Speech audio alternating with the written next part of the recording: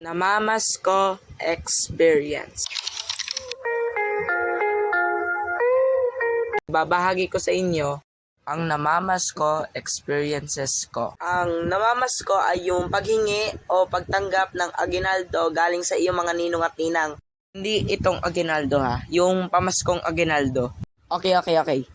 Ito na yung aking experience.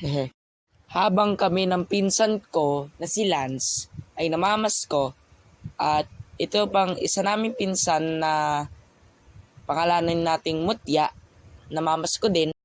Tara, padamihan tayo ng aginaldo. Tara na. A few moments later.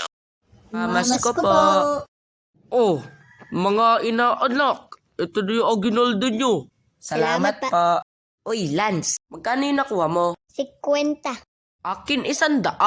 Daig ka. Tara, doon tayo sa susunod na bahay.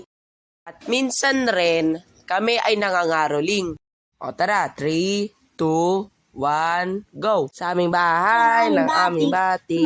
Merry Christmas, nawawalati. Mamamas ko po. Naku, patawad mo na mga bata. Naku, malas. Wala na nga natanggap. Tara na, doon tayo. Lah, Lance, oh, may kambing. Tara, asarin natin, Lance. Be.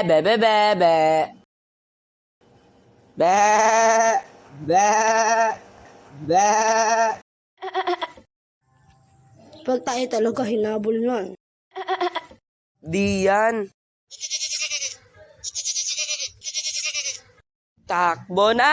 A few moments later.